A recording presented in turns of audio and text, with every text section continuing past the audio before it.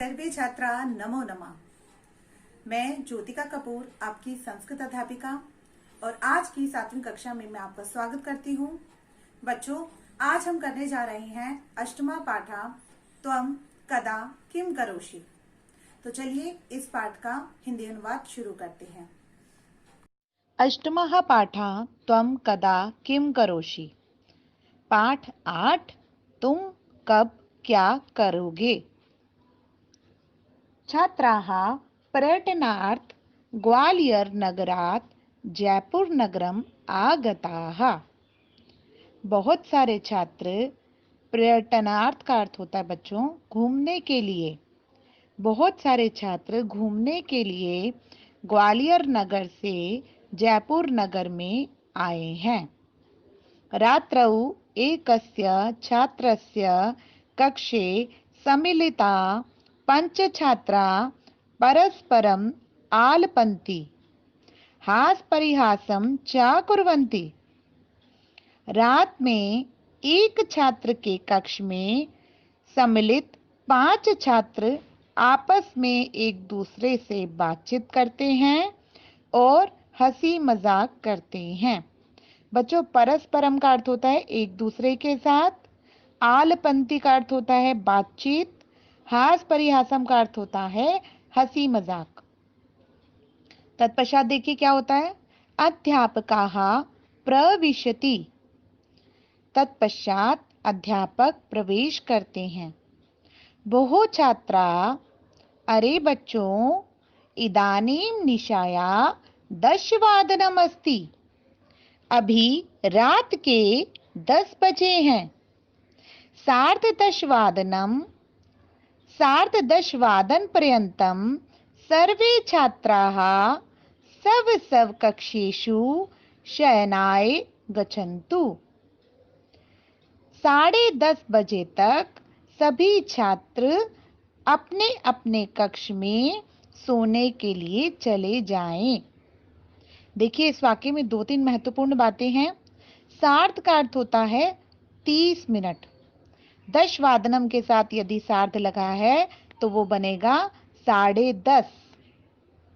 पर्यंतम का अर्थ होता है तक, 10:30 बजे तक। सब का अर्थ होता है अपनी अपनी। कक्षेषु का अर्थ होता है कमरों में। शयनाय शब्द का अर्थ होता है सोने के लिए। शयनाय शब्द में चतुर्थी भक्ति लगी है बच्चों, जिसका अर्थ बना सोने के लिए।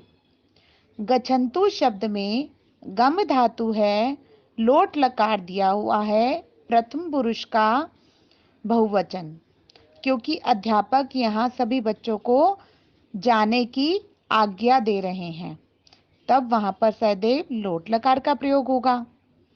आइए अगले वाक्य पर। प्रातः 7 वयं दुर्गम दृष्टुम गमिष्यामः। सुबह 7 बजे हम सब दुर्ग को देखने के लिए जाएंगे। बच्चों, 7 यानी 7 बजे, वयम हम सब, दुर्गम का अर्थ होता है किले। आपने सुना होगा कि जयपुर जो है वो विभिन्न प्रकार के किलों के लिए जो है वहाँ प्रसिद्ध है। तो इसीलिए वो किसी किले को देखने जाना चाहते हैं अध्यापक और उनके सभी छात्र। तो वहाँ पर अध्यापक ने समय निश्चित किया है कि प्रातः 7 बजे हम सभी दुर्ग देखने जाएंगे। अतः पादोन 7 प्रत्येकं बालकाः आवासस्य प्रांगणम आगच्छतु। इसलिए 6:45 बजे प्रत्येक बालक हमारे प्रांगण में, प्रांगण होता है बच्चों जो हमारा जो है, जैसे हम बोलते हैं जैसे मैदान होता है ना, थोड़ा सा आपके घरों में भी जैसे बालकनी या थोड़ा सा से रिक्त स्थान होता है कि कमरों से बाहर निकल के जहाँ पर आप लोग उठते बैठते होगे, आवास का वो प्रांगण जिसे हम बोलते हैं प्रांगण है ये। तो उस प्रांगण में आप सभी बच्चों को 7 बजे, 6:45 बजे तक सुबह वहां पर बुलाया।